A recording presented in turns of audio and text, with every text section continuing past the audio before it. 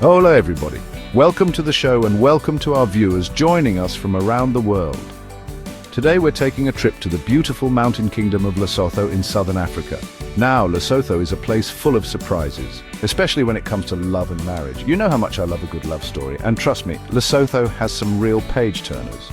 So put on your comfy socks, grab a blanket and get ready to learn about the unique and fascinating traditions of relationships in Lesotho. We're talking about everything from ancient customs to modern-day love stories. We'll uncover the surprising ways women hold power in these relationships, the fascinating rituals that bind families together, and even some of the little secrets that make love last in Lesotho.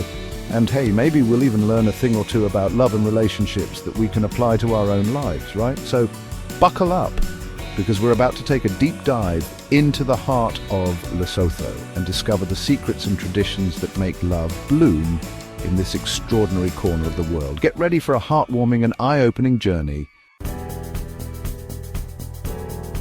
You might think that in a traditional society like Lesotho, women have a limited role. Well, hold on to your hats, because that's not always the case. In Lesotho, women are the backbone of the family.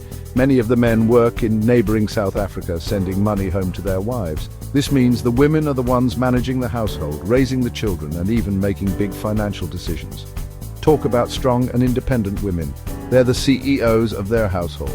It's really inspiring to see how they juggle everything and still find time to laugh and love. Now let's talk about getting hitched Lesotho style. Forget diamond rings and fancy proposals in Lesotho. It's all about the lobola. Lobola is a traditional dowry usually paid in cattle from the groom's family to the bride's family. It's a way of showing respect for the bride and her family. Now I know what you're thinking. Cows? That's a lot of cows. And you'd be right, but it's not just about the money, honey. It's about creating a bond between the families. It's like saying, we're all in this together now, let's celebrate with a big old barbecue. All right, let's address the elephant in the room, or should I say the multiple wives in the village. Polygamy, having more than one spouse, is something that's been a part of Basotho culture for centuries.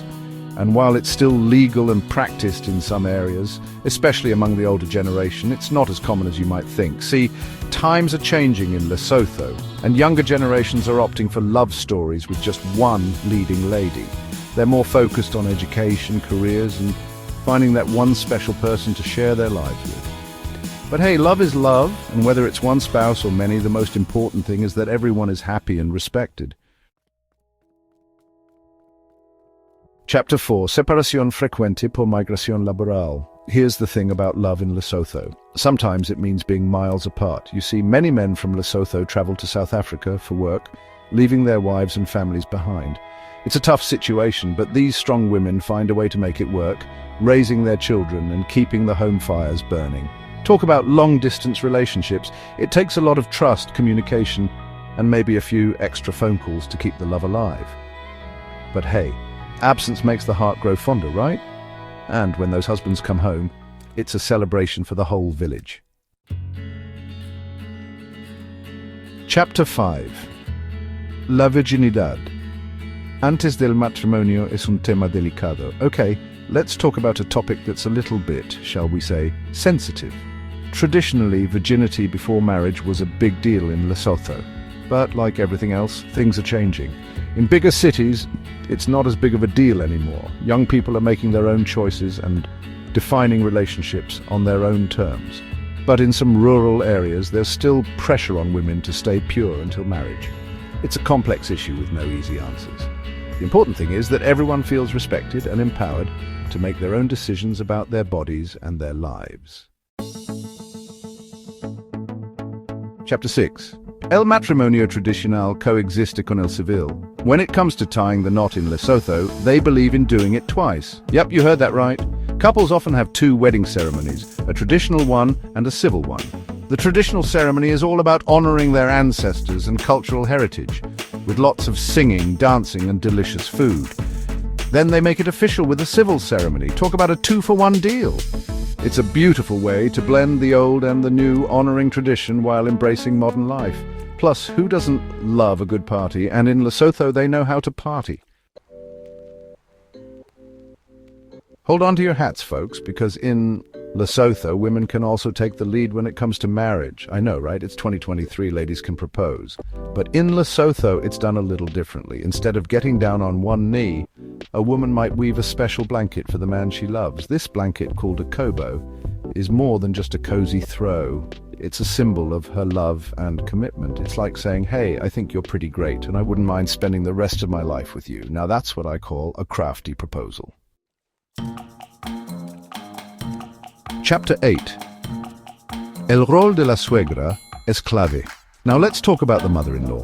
In Lesotho, the mother-in-law isn't just someone you visit on holidays. She plays a vital role in the family. From approving the relationship to offering advice and support, she's a force to be reckoned with. But don't worry, it's not as scary as it sounds. It's all about respect and keeping the family strong. And hey, who knows better about your partner than their own mother, right? It's like having a built-in relationship counselor, but with better snacks. Chapter 9. Muchos no se casan nunca, pero viven como pareja estable. Here's the thing about love, it doesn't always fit neatly into a box, especially in Lesotho. Many couples choose to live together and have families without ever officially tying the knot. It's becoming more and more common, especially in bigger cities. Life throws curveballs, and sometimes marriage isn't in the cards, whether it's for financial reasons or simply personal choice. But that doesn't mean they love each other any less. Love is love, and family is family, no matter what the paperwork says. Chapter 10. La sexualidad femenina se explora en secreto. All right, let's get real for a second. We're all adults here, right? Sex, it's a natural part of life, but in Lesotho, it's not something you talk about openly, especially when it comes to women.